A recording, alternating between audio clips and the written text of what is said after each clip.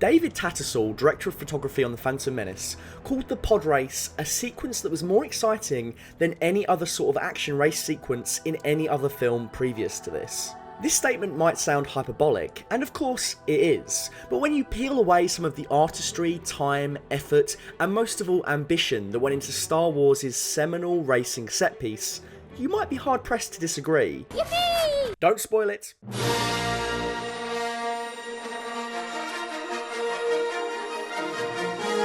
The Podrace sees young Anakin Skywalker in a vicious battle with his fellow competitors, including cheating champ Sebulba, as they navigate a complex gauntlet of rocky terrain, tight gaps, and Tusken Raiders.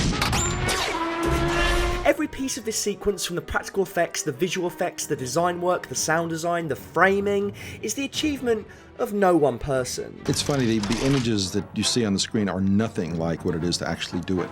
You know, they often can be so, oh wow, that looks really neat, but what it's involved is, you know, maybe 40, 50, 60 people working on that thing for weeks and weeks, and then you just think, oh boy, that's a neat explosion. But what it's taken to get that has been a lot of different talents from a lot of different people. It's commonplace to complain about the prequel's overuse of CGI, but the production gave blood, sweat and tears to shoot on location in Tunisia. Tattersall recalled an early on-set disaster. Shooting was going to start the next morning. We arrived at the set as the sun was coming up, and it was destroyed. It was like a tornado had come through it, and some of those big pods, which weighed as much as a big vehicle, had been blown 100 yards, rolled over the desert. The Mos Espa set was destroyed. It was wood and plaster everywhere. Trucks full of guys, and carpenters and plasterers and staff equipment and hardware showed up, and they rebuilt the set in about 3 days. And we were shooting at it the next day, parts of it, as other parts were being rebuilt. That's insane, but the visual payoff is immense. We used whatever would work. We used the oldest of the old techniques, miniatures and matte paintings. It was important to be able to mix and match without really being able to tell that this was computer graphics or that this was a model or that this was live action.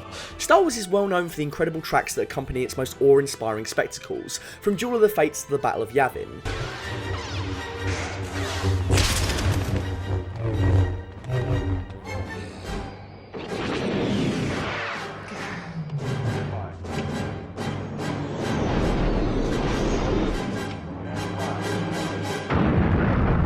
Podrace, however, opts to go without a non-diegetic track for much of the action.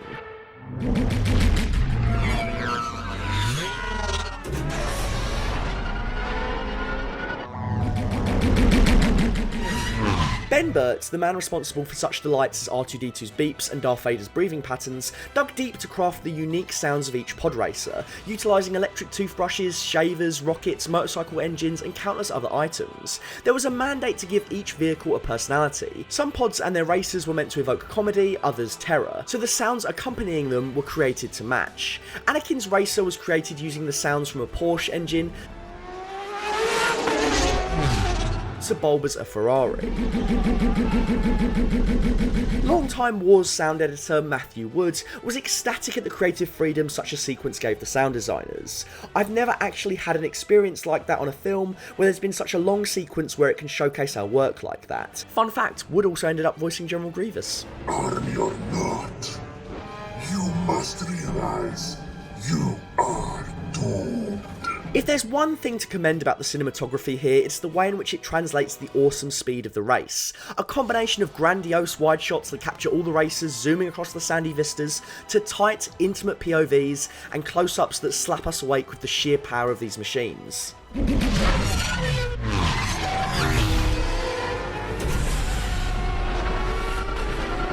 Sometimes these angles are nauseating and unsettling, but they only further illustrate the incredible danger Anakin is in. The cinematography builds on the topsy-turvy angles of the spaceship battles in the original trilogy, but makes full use of the, at the time, state-of-the-art advancements in visual effects. And is it really a breakneck speed ship sequence in a Star Wars movie if no one attempts to squeeze through a tiny gap sideways?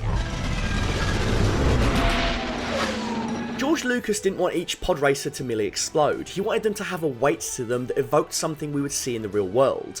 Tattersall went back to the original concept sizzle and looked to footage of real F1 crashes to concoct the visual effects. When a Formula 1 car crashes, there's very little fire. It's mostly just that it's going so fast, it takes a long time for it to slow down, and it just tumbles and pieces tear off it. And it gets torn apart and shredded by this process, but it's mostly a mechanical process. And the speed and kinetic energy that takes so long to scrub off is really what George wanted to capture. So Habib and I spent some time picking those shots apart, the reference of the Formula 1 car crashes, and we worked out a plan for how we wanted it to do that.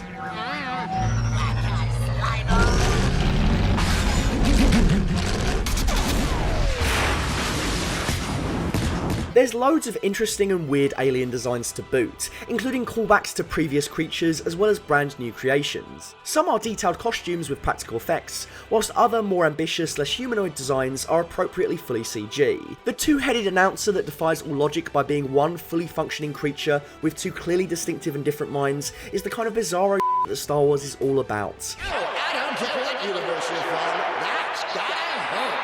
Concept artist Terrell Whitlatch was the one responsible for the sinister Sebulba, actually basing the design on a camel? Wow, really?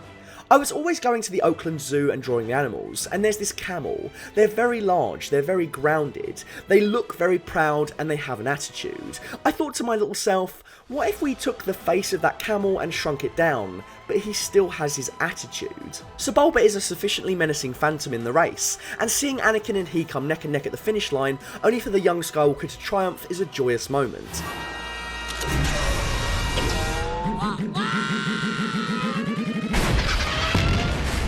There's something really funny to me about watching pathetic little Sebulba drift along the sand.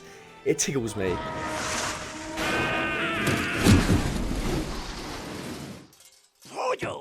And now it's time to talk about the rocks in this sequence. Wait. This is interesting. Trust me. I like rocks. I love rocks. In the early stages of the film's development, visual effects producer John Knoll was informed that the pod races in the film were supposed to travel at approximately 600 miles per hour, a task that would prove initially difficult for Knoll and his team. Whilst it would have been easy to render the races in a primitive CGI landscape, the visual effects team were committed to ensuring that the sequence appeared as realistic as possible, meaning that traditional techniques such as using miniatures were also out of the question, as the distance the pod racers were supposedly travelling would have required an enormous background. This desire to make the pod race look as believable as possible appeared almost unfeasible until Noel and his team looked back to their earlier work on Disney's Hook, and realised that a solution could be found through the use of projection mapping, a process by which a 2D image is projected into a 3D environment, giving the illusion of 3D. This technique was previously used by the team to bring several complex two-dimensional paintings of Neverland into three-dimensional space, but the complexity required to render a realistic Tatooine landscape proved far more challenging. To achieve the realistic rocks and debris which are featured in such abundance across this sequence, Paul Houston, senior digital matte artist, decided to build the rocks as miniatures before scanning them in so that they could be used in a 3D environment. Houston's attention to detail was such that he took pictures of the models outside in the sunlight from a host of different angles so they would accurately reflect the position of the sun at any given time across the pod race. That's amazing. It's little details such as these which really enhance the believability of this sequence as a whole, and at nearly every stage of the pod race, computers work in tandem with digital effects to create a realistic environment which still kind of holds up today. The crowds which erupt as the pod race takes place are the result of model maker Michael Lynch's hard work. To fill the stands, Lynch used approximately 450,000 painted Q-tips, which were blown by a fan underneath to give the illusion of movement and cheering. Viewed up close, this sequence seems primitive, but as the pod racers zip past at lightning speed, it is almost impossible to spot this small practical effect in the midst of the VFX team's spectacular CGI. And what does all of this hard work and intensive labour on the part of so many dedicated members of the production come to? A spectacle like no other.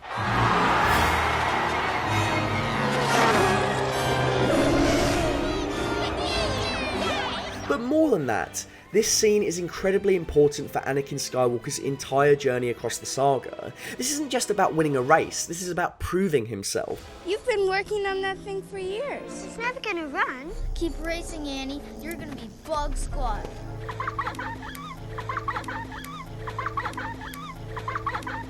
It's about his emancipation as a slave, as someone who can inspire great hope in others. It's also his first taste of the greatness, validation and power he would desperately pursue for the rest of his life. we see firsthand how a man known for being the best star pilot in the galaxy took his steps to achieve such proficiency. We all love to hate Little Annie, but he excels in this scene. This is our leading character overcoming impossible odds, told with the most minimal dialogue, instead relying on visuals to tell its story. When we talk about the greatest scenes in Star Wars history, spare a thought for what could just be Star Wars' most ambitious scene.